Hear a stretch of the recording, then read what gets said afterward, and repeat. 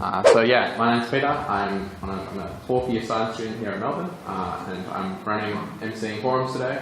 So forums is an event run by the Christian Union, where we get speakers in and we talk on about things about faith and work and apologetics and all of that. Kind of mix that all together and present it. So so CU is all about making Jesus known. So wherever you come from, wherever you've been, it's fantastic you could be here.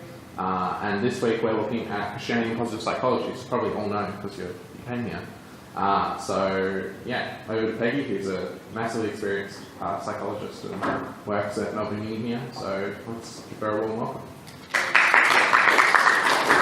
Thank you, Peter, and thank you it's a pleasure to be here today with you. I'm an associate professor in the Graduate School of Education in the Center for Pos Psych. So my background is psychology, and a lot of my work is at this point in schools as well as in workplaces.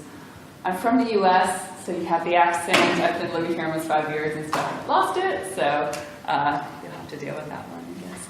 So I'm going to talk a bit about positive psychology, which is the area I've been working in really over the past 8 to 10 years, doing research, doing application, and a lot of this has come from work I've done over the past really 4 or 5 years, really starting to bring together how does pos psych and Christianity fit together, how do they not fit together, and kind of looking at some of those intersections of faith and science and work.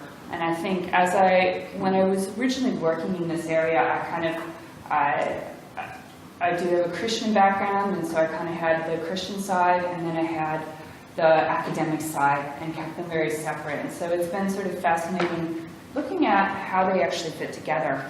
And especially working in schools, I work with a lot of teachers and educators who are in some of the independent schools, Catholic schools, who are really interested in the positive psychology space.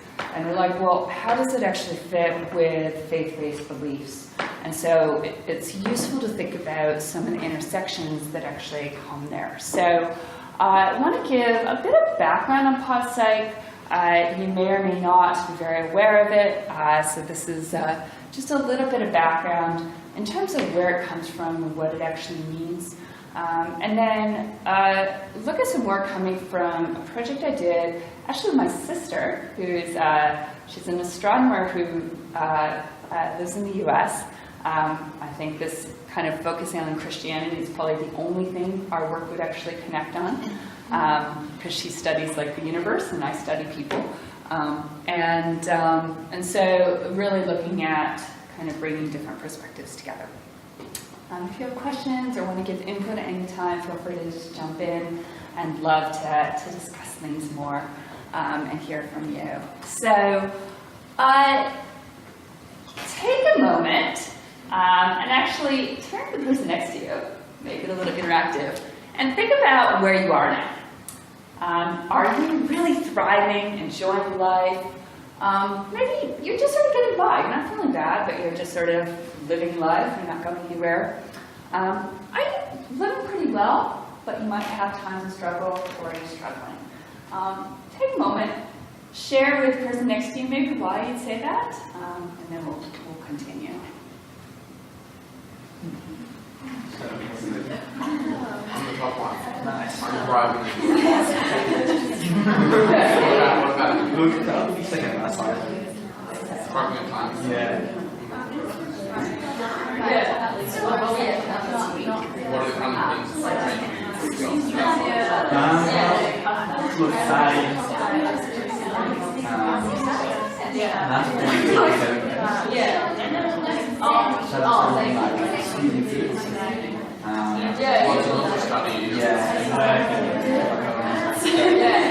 Last month was really but at the same time, it was just a little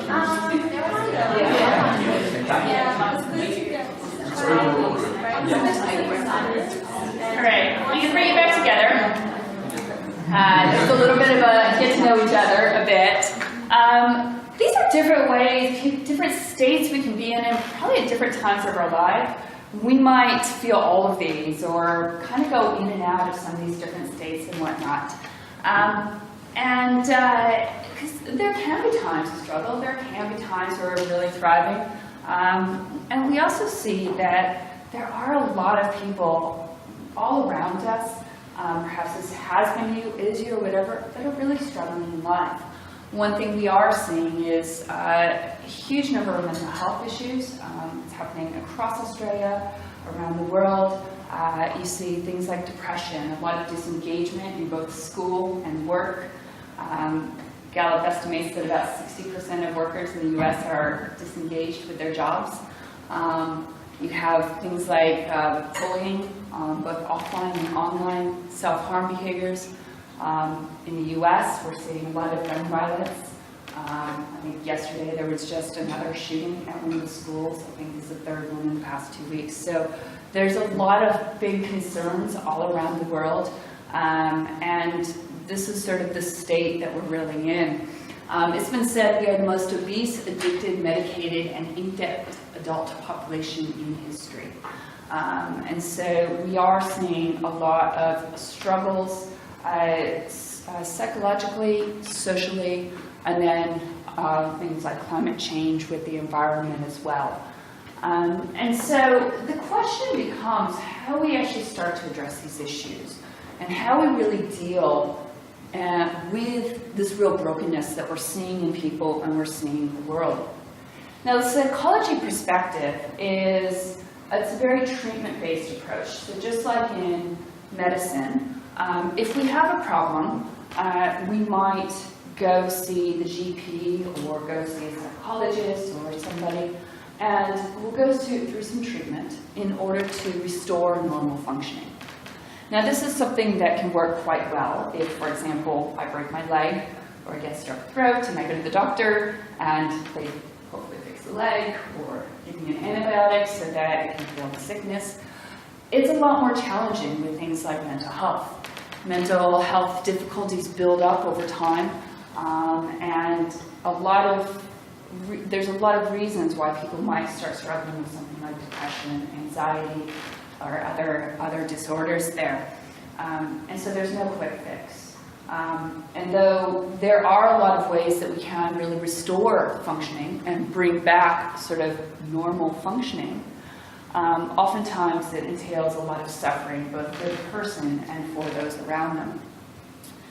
And so typical psychology, and a lot of work over the past century, has really come up with a lot of strategies, everything from medication to therapy and whatnot, to really treat psychological ills that are there.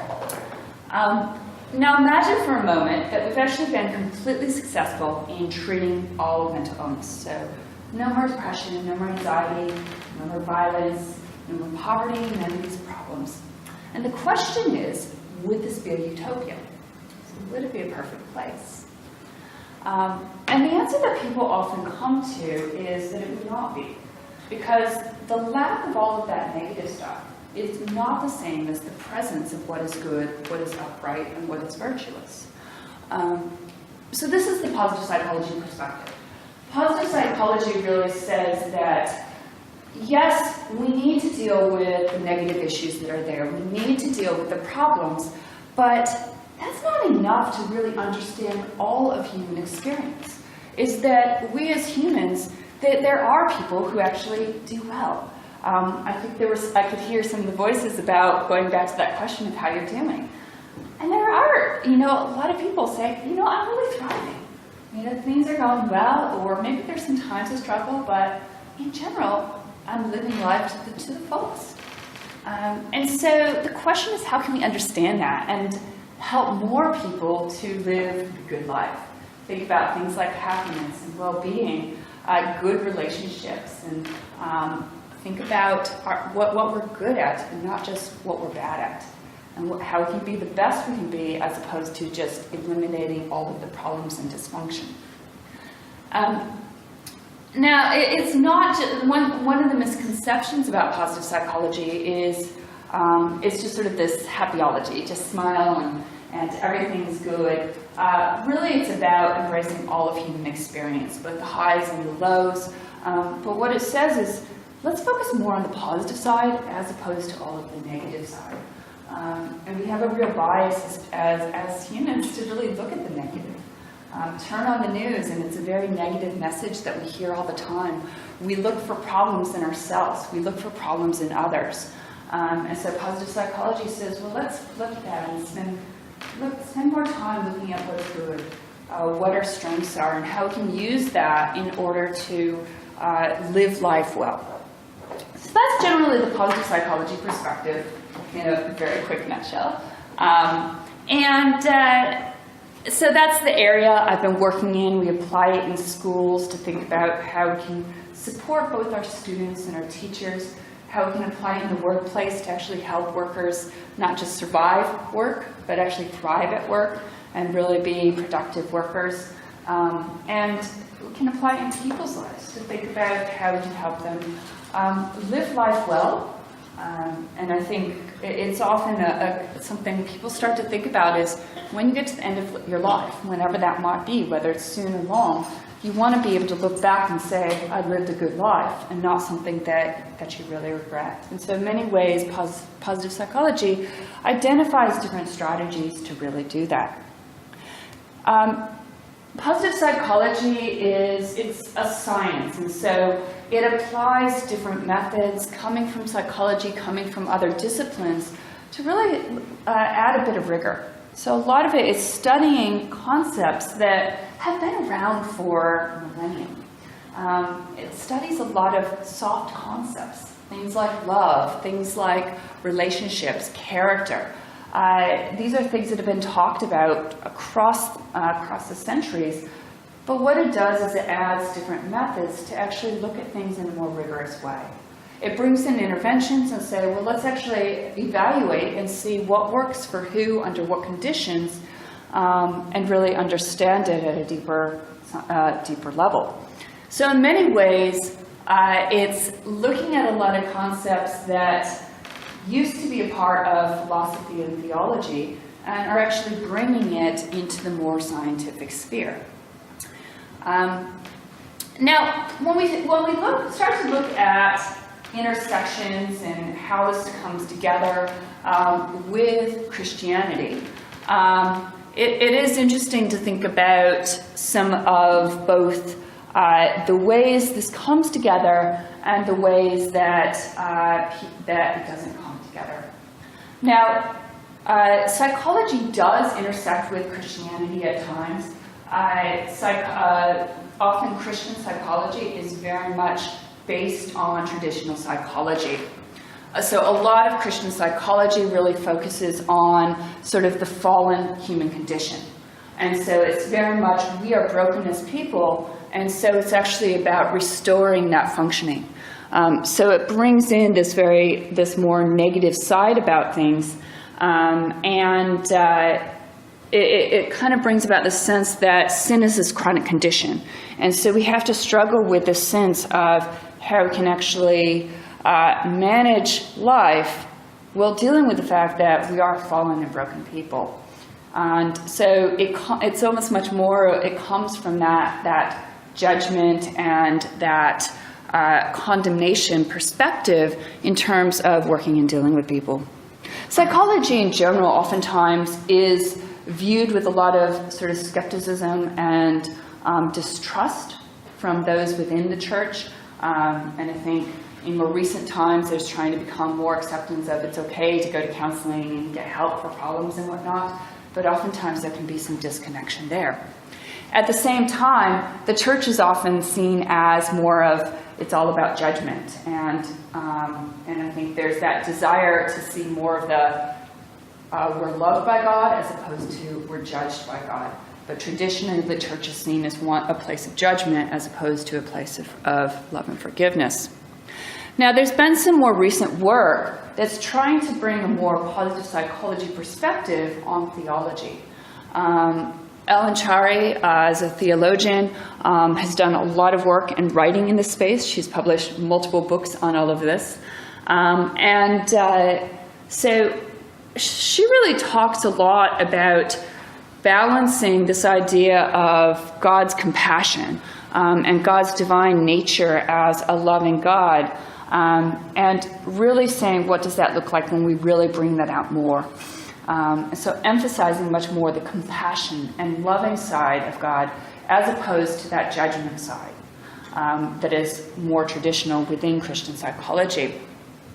The challenge there is that there still is the reality of the fallen human condition. And so the challenge becomes how you actually bring these two sides together of both the judgment of God and also the love of God. And so that's where the area of Christian positive psychology take on Christianity is really wrestling with some of those issues. So as I got into this area, I started thinking about what are some of the ways that positive psychology does actually bridge some of the space between Christianity and psychology and sort of bringing together science and faith in some ways. And when we look at how science and faith can come together, there are some different perspectives about the role that the two play. From some perspectives, science and faith are very much separate, is that you actually can't have faith in God and follow science at the same time. So it's really seen as an either or. In other cases, it's much more that they have different views, but they can actually learn and grow from each other. And it's actually through dialogue and bridging the two together and finding out where there are the overlaps and where there are not the overlaps that we can actually find full integration. And that's more the approach that we're taking here in terms of thinking about what can we learn from the science of positive psychology? How does that marry on to what we know within Christianity and faith? And what do the intersection of those actually look like? And then where do they not intersect as well? So when I start to look at positive psychology and how these two interconnect, what I see very much is what's been called the jingle-jangle fallacy. So jingle-jangle, there are some words that you use two words and they mean different things. Or you use the same word to mean two different things. For example, right could mean turn to the right, or it could mean I'm correct. So we use the same word and it means two different things. Or we have the jangle, or the jangle fallacy, where you have two different words that mean the same thing. So what happens is you have people that might be talking to each other and they're using the same words but they mean different things, or they're actually talking about the same thing and using different words. They don't realize there's overlap there. And when we start to map together Christianity and positive psychology, there's both of these going on. So in some ways, the same words are being used in very different ways, and that's some of the disconnect. And then there are other places where there are different words using, but they mean the same thing, and so we can actually bring those together.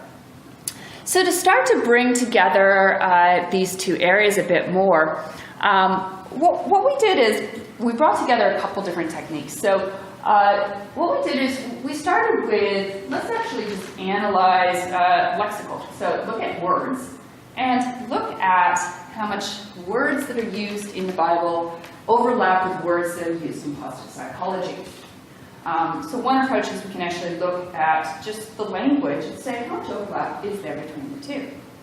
And then another thing is we can actually ask people and say, well, let's actually look at the different concepts in positive psychology and say, how many of these are actually a part of Christian faith and a part of kind of Christian thinking?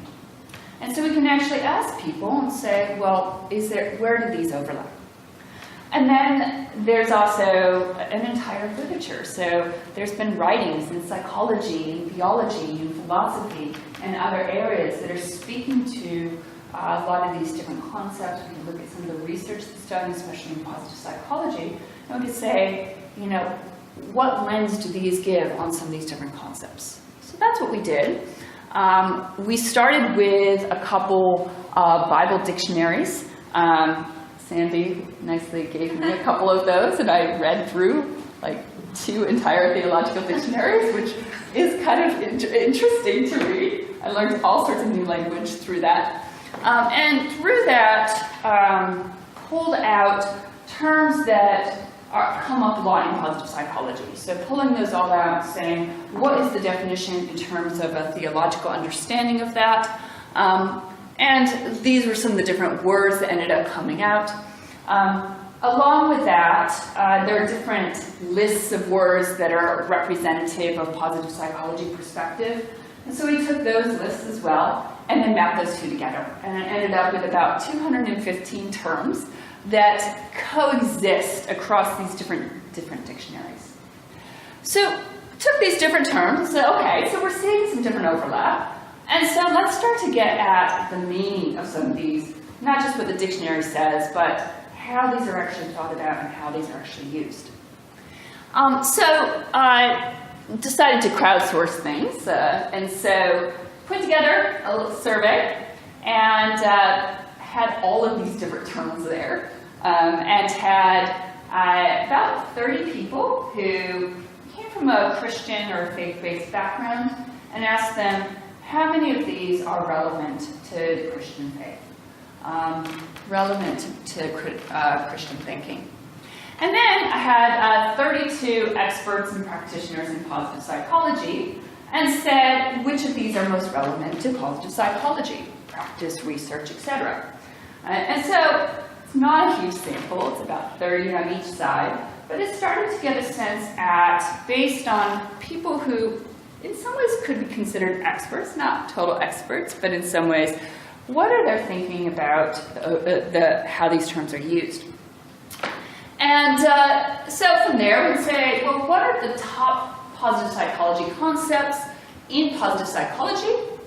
And of top positive psychology concepts, which of these are actually the biggest terms in the Bible? And so in pos psych, you see things like meaning and purpose, strengths, well-being, flourishing, grit, character, gratitude. Character and gratitude occurred in both positive psychology and were very common in the Bible or Christian thought as well. A lot of the words that are seen as top concepts in the Bible were seen as less central to positive psychology, but still very much a part of positive psychology. So it's kind of interesting to say, well, let's actually just map out how some of these come together. Well, then I'm going to take a step further and say, okay, just tell me what you think are the most important ideas of positive psychology. So it's free response, just getting what people think. And these were some of the concepts that came up in terms of these are the core concepts of what we really study and we really talk about in positive psychology. So it gives you a sense of the things that we actually study and do research on. And then we can do the same thing from the Christian side, and these were some of the things that came up. Interesting, you have some similar words that come up, so things like hope appear in both of those lists. I don't see it here now, but love was another one, relationships, and so some of these things do appear in both of these lists as sort of core to both of these. So, as a final step, we could say, well, what does the literature say about some of these core concepts of overlap? How much are they aligning and how much are they disconnecting with each other? And I don't have time to go through everything we covered, but I want to show you some of the areas where things intersect and some of the dissimilarities as well. First of all, one of the biggest things to study in positive psychology is happiness, well-being, flourishing, satisfaction, some of these more kind of the good life. This is really core to what positive psychology is about. It's been called the science of well-being or the science of happiness, which then brings up the question of what is happiness? And there's a lot of different theories, a lot of different perspectives about what happiness is. I could probably ask all of you, and you could probably give me different definitions of what happiness is. But perhaps the way that happiness is thought about the most is really in terms of two different main categories. One is what's called hedonic well-being. So hedonic happiness is what feels good. So, I might eat a piece of chocolate, it makes me feel good. There's all sorts of things you can think of that make me feel good. That's hedonic happiness. It's the pursuit of pleasure and escaping from pain. And it's often what people will talk about when you say, I just want to be happy. It's that feel-good side. And there's lots of ways to feel happy, oftentimes more short-term, but a lot of strategies for that. And positive psychology has identified lots of ways to help people feel good. The other main one is what's called eudaimonic happiness. Eudaimonic happiness is about the good life. It's about things like living a life of meaning and purpose, having good relationships with others, having a sense of autonomy or mastery over our environment. So it very much comes from an Aristotle. So Aristotle wrote about happiness very much from this perspective. And so it's really actually about living the good life, which is not necessarily always the happy life. And so you end up with these two perspectives about what happiness is. When we look from the more theological perspective, it resonates much more with the eudaimonic side. Christians will often be wary of things like happiness because it's almost like we don't want to be. It's not all about just being happy all the time. There's struggle, there's the challenges of life and whatnot. But people will talk about things like joy and being content through some of the struggle that can be there and whatnot. And that's really captured on that more eudaimonic side of things. And so it's much more about understanding who you are and living out your purpose well. Ellen Chari really talks about it as happiness or well-being really coming from centering your life on God. And so it's actually by identifying what our purpose in life is and living that to the best of our ability, that's when we actually experience a sense of joy, a sense of contentment, and true well-being. So it's very much a eudaimonic concept of what happiness or well-being is. Now, as we start to think about happiness, one thing that Christianity really adds is the idea of something called telos, so a purpose for happiness. Why should we be happy? Why should we pursue the good life? When you look from the positive psychology perspective, the purpose is really about individual fulfillment. So it's actually about all what is good for me and what makes me happy. There are things that we can do that are good for us, but are actually bad for those around us. The Christian perspective is actually about our purpose is to live the life that God wants us to. So God becomes our purpose, as opposed to all about the self being the purpose. So the theological perspective actually adds a purpose to pursue happiness and well-being, or the good life, as opposed to just self-fulfillment. And one thing we do see with that constant pursuit of self-fulfillment is people are often less unsatisfied. And there's this real want for filling that hole that's there. The theological perspective adds that in. The other thing that comes up as these come together is the role of sadness and suffering. So common misperception that people have of positive psychology because of the word positive is that it's all about positive while ignoring the negative.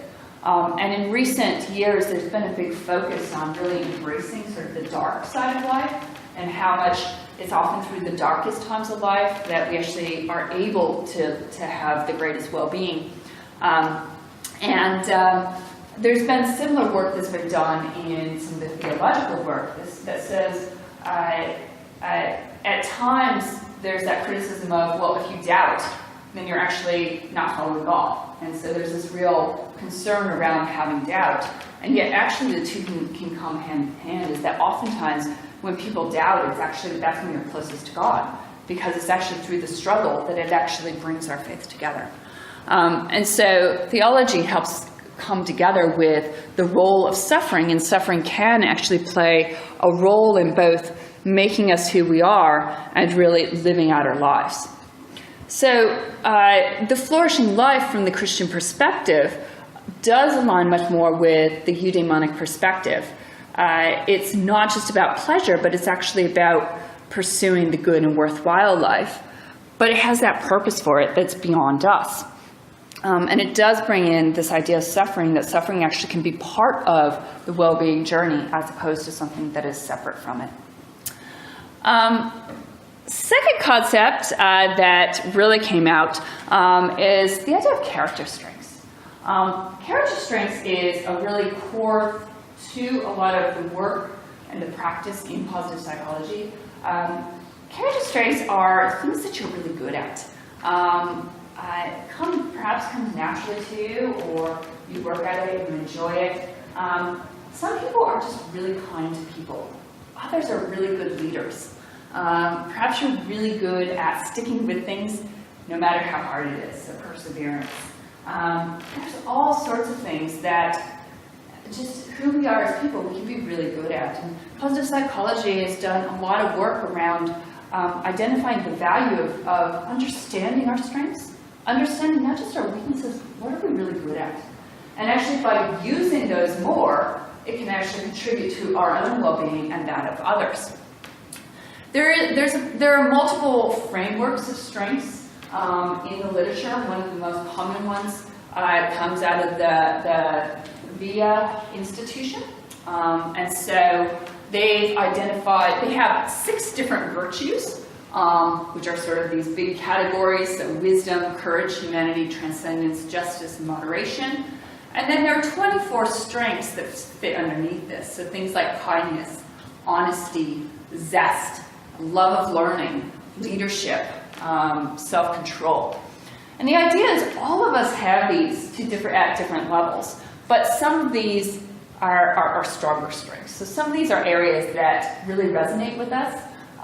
You might look at that list and be like, yeah, some of those actually fit well with me.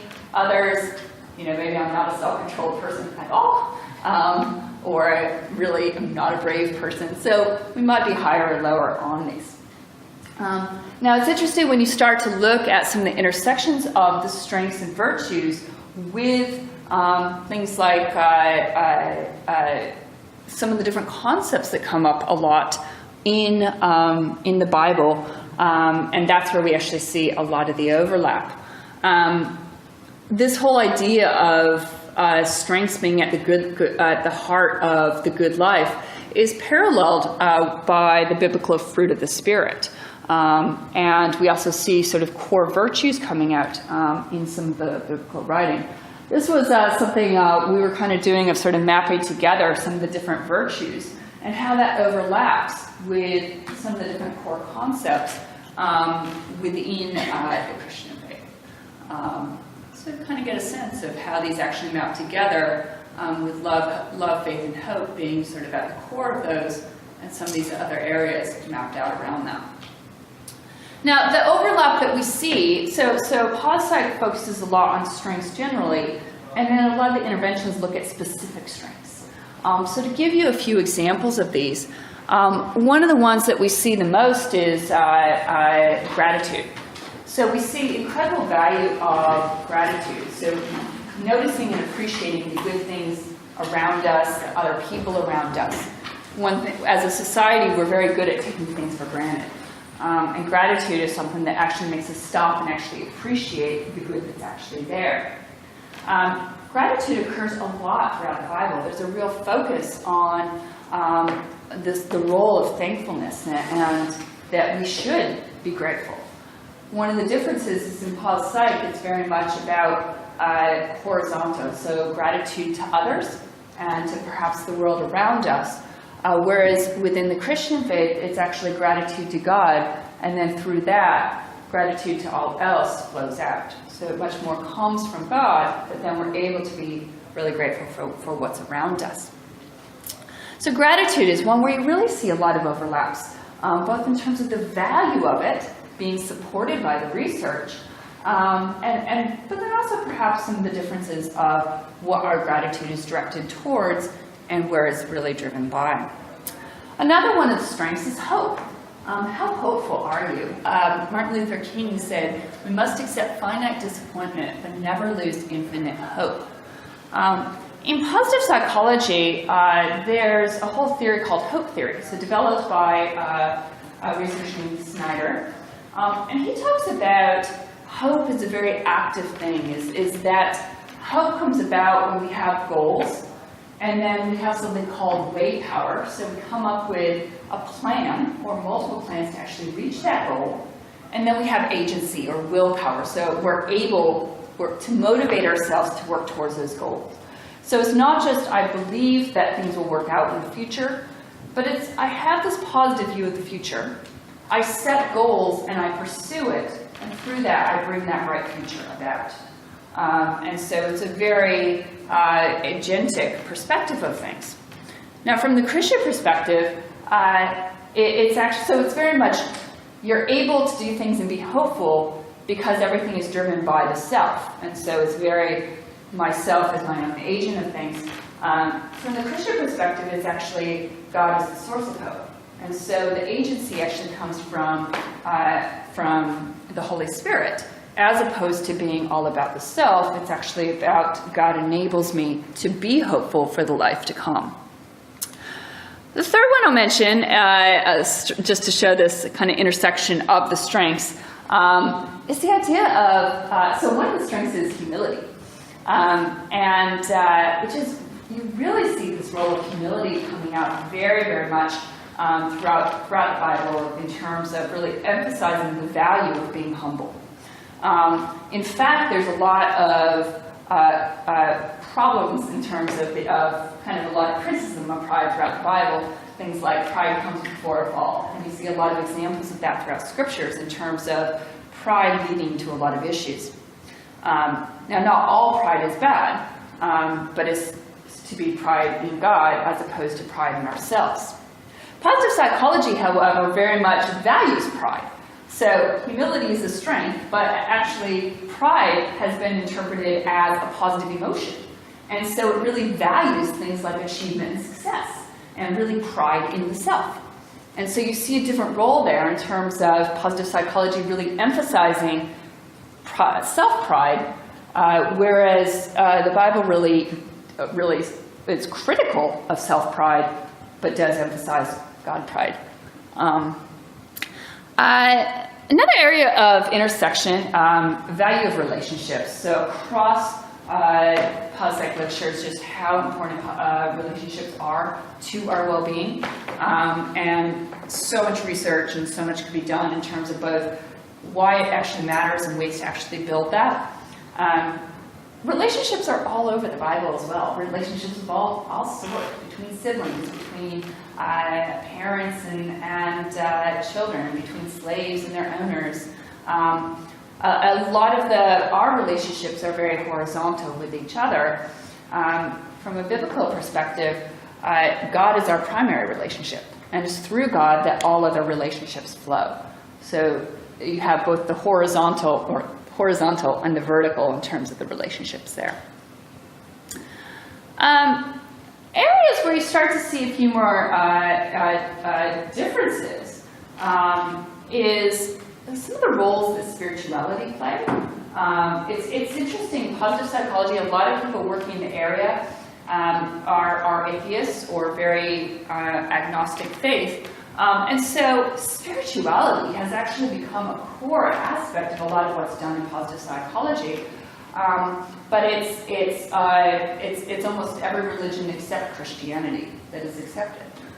So it's kind of fascinating how some of that's coming in. As part of that, mindfulness and meditation have been entering a lot into the PosSpsych research. And a lot of that comes from the more Buddhist perspective. And so it's really valuing the role that spirituality can play. Now, interestingly enough, there are intersections there with the Bible, is that meditation occurs throughout the scriptures. So there's calls for prayers. Jesus went off to pray and spent that time of quiet.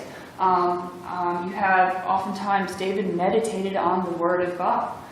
So this role of meditation is there. And so we do see there can be a lot of value in terms of using different meditative techniques to focus the mind, to calm our bodies and whatnot, and to really be able to direct our focus where it needs to be.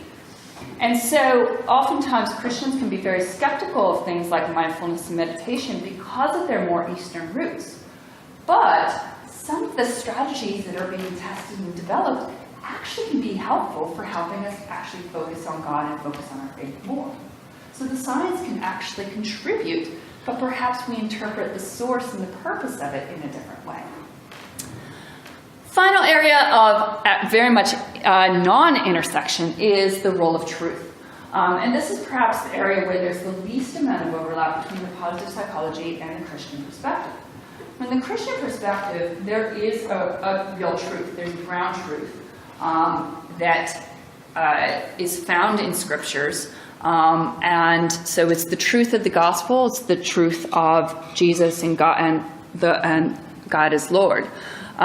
In pos psych, truth is relative. So it's very much there is no objective truth. And it's really about discovering the truth for each person and really making that central. And that's perhaps the area where there's the least amount of overlap between the pos psych and the Christian perspective.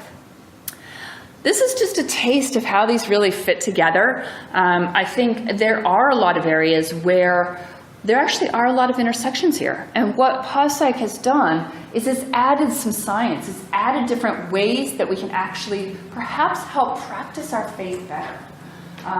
That oftentimes Christians or faith-based communities can be skeptical of pos psych because of its more scientific or secular background. And yet it's also developing a lot of strategies and whatnot that can be quite useful. But there are areas where they are talking about similar things, such as things like meditation. Actually appears in both, but it's being used in different ways that can point more to God and to faith, or to sort of the self as your own God, essentially. And I think that's perhaps the greatest difference there, is that Christianity really points to a higher being, a higher God, whereas pos psych really actually focuses much more on sort of the centrality of the self. So there are those different differences there. So from the two, they really are different ways for pursuing the good life. So this whole area is something of interesting to think about how science can contribute, and then also ways that it doesn't necessarily overlap as well. And by questioning and looking at some of those intersections, it can actually help us both understand our faith better, and understand even how science works and the world around us works, and perhaps through that to live the true good life. So thank you so much for allowing me to share some of that. Really happy to answer any questions or hear your own perspectives or whatever. So thank you.